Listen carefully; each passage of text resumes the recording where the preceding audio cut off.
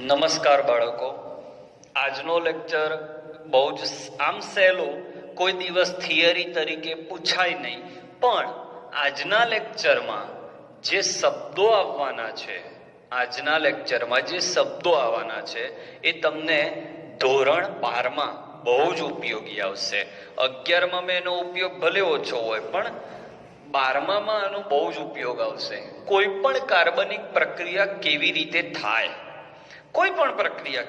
થાય, તો બે ત્રણ સરસ હું વાતો કરું. એક તો બંધ તૂટવા પડે. પહેલા તો બંધ તૂટે અને પછી નવા બંધ બને. બરાબર, આને કોઈ પણ રાસાયણિક પ્રક્રિયા કહેવાય. આ અત્યાર સુધી આપણે સમજેલી વાત છે, બહુ નાની વાત છે કે આ બાજુ પ્રક્રિયક હોય ને સામે નિપજ હોય, પ્રક્રિયકના બંધ તૂટે અને નિપજના નવા બંધ બને, આવું હોય. પણ એક્ઝેક્ટલી આટલું સરળ નથી હોતું મિત્રો. એક ઉદાહરણથી હું તમને સમજાવું કે અહીંયા CH3 CH2 OH છે, બરાબર. ચલો, Cl છે, એના પર OH માઇનસ પ્રક્રિયા કરે છે. તો આ જે છે એ અણુ અથવા સ્પીસીસ કહેવાય. સ્પીસીસ શબ્દ વાપરું ને હું, જ્યાં સ્પીસીસ શબ્દ વાપરું હું લખી રાખું મિત્રો. જ્યાં હું સ્પીસીસ શબ્દ વાપરું એનો મતલબ થાય અણુ, પરમાણુ કે આયન, ત્રણેય અર્થ થાય. ઓકે, તો જો આ સ્પીસીસ અને આ સ્પીસીસ, તો આ સ્પીસીસ અથવા આ અણુ પર આના દ્વારા આક્રમણ થશે. શું થશે? આક્રમણ. તો જે કાર્બનિક અણુ પર આક્રમણ થાય એ પ્રક્રિયાર્થી કહેવાય. એટલે આ થયો તમારો પ્રક્રિયાર્થી. જેના પર આક્રમણ થાય તે પ્રક્રિયાર્થી. અને આના પર આક્રમણ કરે એટલે આને કહેવાય પ્રક્રિયક. ઓકે, તો જે આક્રમણ કરે એ પ્રક્રિયક, આ પ્રક્રિયાર્થી, આ પ્રક્રિયક. હવે શું થાય? આના પર આક્રમણ કરે એટલે આ Cl છૂટો પડવાનો ટ્રાય થાય. ઓકે, એટલે છૂટા પડવાનો ટ્રાય થાય એટલે અહીંયા બંધ OH નો બનતો હોય અને Cl નો બંધ તૂટતો હોય. ઓકે, આ રીતે થાય. તો આ જે બન્યું એને કહેવાય મધ્યવર્તી સંયોજન. હાલ તમને સમજવા માટે કે એક્ઝેક્ટલી પ્રક્રિયા દરમિયાન આવું થતું હોય. 12માં આને અલગ શબ્દથી વપરાશે, સંક્રાંતિ અવસ્થા શબ્દ વપરાશે, પણ હાલ સમજવા માટે આ શબ્દ હું વાપરું છું. જે ડિસ્ટર્બ ના થતા ફરીથી કહી દઉં.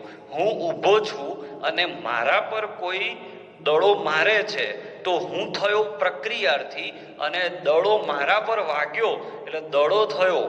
જે દડો છે એ કહેવાય પ્રક્રિયક. તો જેના પર હુમલો થાય એ પ્રક્રિયાર્થી, જે હુમલો કરે એ પ્રક્રિયક. અને બંને વચ્ચે પ્રક્રિયા થઈ મધ્યવર્તી સંયોજન બને અને અંતે હવે અહીંયાથી Cl છૂટો પડી જાય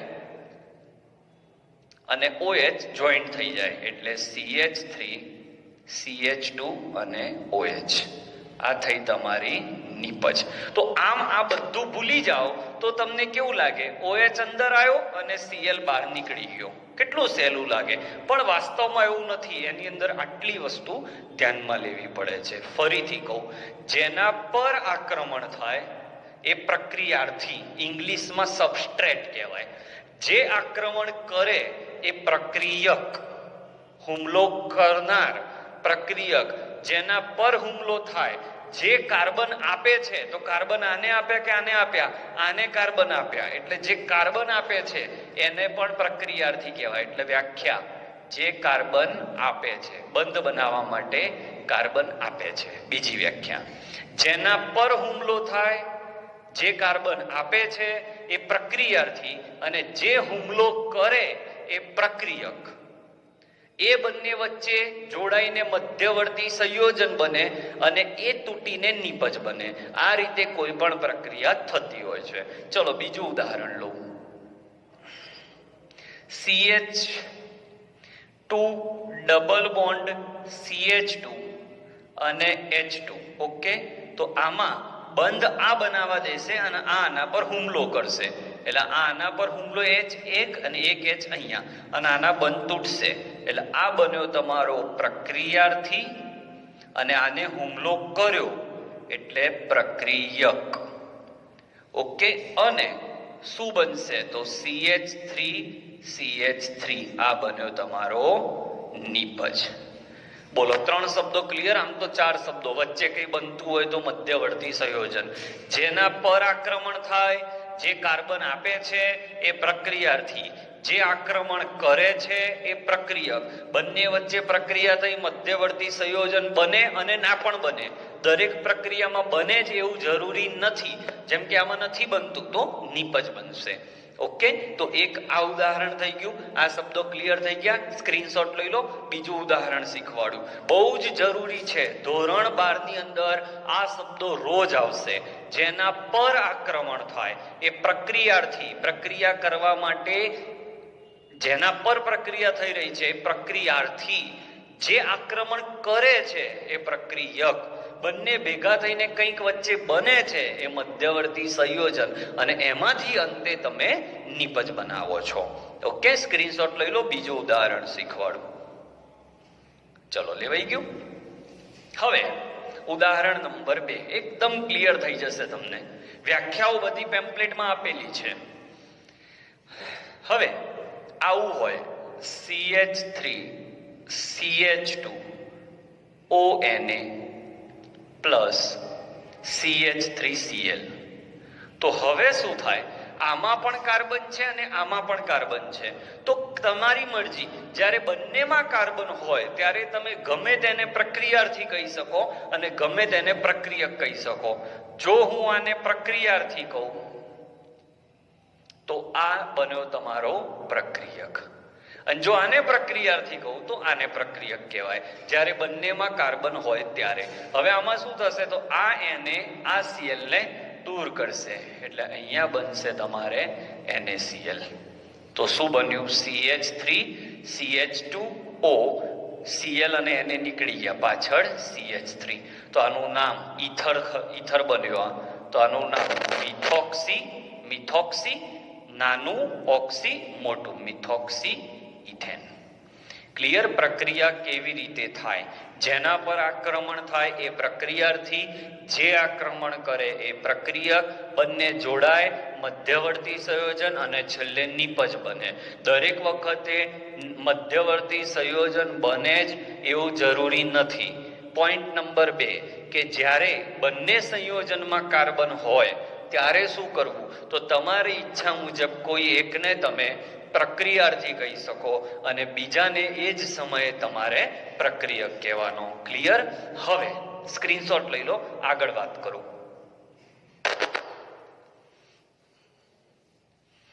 હવે નવો શબ્દ છે પ્રક્રિયાની ક્રિયાવિધિ. એટલે કોઈ પણ પ્રક્રિયા દરમિયાન શું ધ્યાન રાખવાનું? ક્રિયાવિધિ, જેને ઇંગ્લિશમાં, આ બધું 12મા કામમાં આવશે, ઇંગ્લિશમાં મિકેનિઝમ કહેવાય. ક્રિયાવિધિ એટલે શું? જેમ કે હમણાં જ આપણે ઉદાહરણ લીધું કે ભાઈ CH3 CH2Cl OH-. તો કોઈ પણ પ્રક્રિયા દરમિયાન બંધ વિખંડન થાય એટલે કયો બંધ તૂટ્યો એની ચર્ચા થાય. કોઈ પણ બંધ તૂટે, યાદ રાખજો, કોઈ પણ એક બંધ તૂટે એટલે 2 ઇલેક્ટ્રોન ઉત્પન્ન થાય. કેટલા ઇલેક્ટ્રોન ઉત્પન્ન થાય? 2. કોઈ પણ એક બંધ તૂટે, કોઈ પણ એક બંધ તૂટે એટલે 2 ઇલેક્ટ્રોન ઉત્પન્ન થાય.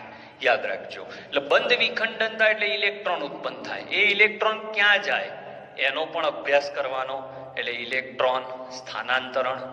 બંધ વિખંડન એટલે કયો બંધ તૂટ્યો, બંધ તૂટ્યા પછી ઇલેક્ટ્રોન ક્યાં ગયો, ઇલેક્ટ્રોન ગયા પછી બંધ નિર્માણ થયું એનો પણ અભ્યાસ કરવાનો. બંધ વિખંડન થયું અને બંધ નિર્માણ થયું એટલે ઉર્જાના ફેરફારો થાય. ઉષ્મા ગતિશાસ્ત્રમાં આપણે શીખ્યા હતા કે બંધ વિખંડન એટલે બંધ તોડવો હોય તો ઉષ્મા આપવી પડે અને બંધ નિર્માણ થાય એટલે ઉષ્મા ઉત્પન્ન થાય. તો એ બે દરમિયાન ફેરફાર કેટલો થયો એનો પણ અભ્યાસ કરવામાં આવતો હોય છે. પ્રક્રિયા કેટલા સમયમાં પૂરું થશે એટલે વેગ. તો આ બધાનો અભ્યાસ કરવામાં આવે એને પ્રક્રિયાની ક્રિયાવિધિ કહેવાય.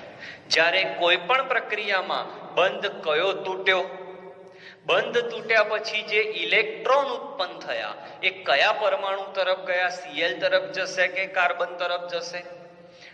પછી નવો બંધ ક્યાં બન્યો, બંધ નિર્માણ. બંધ વિખંડન અને બંધ નિર્માણ વખતે જે ઉર્જાના ફેરફારો થયા એનો અભ્યાસ. કોઈ રાસાયણિક પ્રક્રિયા કેટલા સમયમાં પૂરી થશે એટલે વેગનો અભ્યાસ. આ બધો અભ્યાસ થાય એને ક્રિયાવિધિ કહેવાય અને એના અંતે તમને નિપજ મળતી હોય છે. તો આગળના બોર્ડ વર્કમાં આપણે 3 શબ્દો શીખ્યા. પ્રક્રિયાર્થી એટલે શું, જેના પર હુમલો થાય. મારા પર હુમલો થયો તો હું પ્રક્રિયાર્થી. અત્યારે હું તમારા પર હુમલા કરું છું થિયરી ભણે તો તમે પ્રક્રિયાર્થી, હું પ્રક્રિયક. ઓકે, તો જેના પર હુમલો થાય એ પ્રક્રિયાર્થી, જે હુમલો કરે એ પ્રક્રિયક. બંને જોડાય, મધ્યવર્તી સંયોજન દરેક વાર બને જ એવું જરૂરી નથી. પછી બને નિપજ.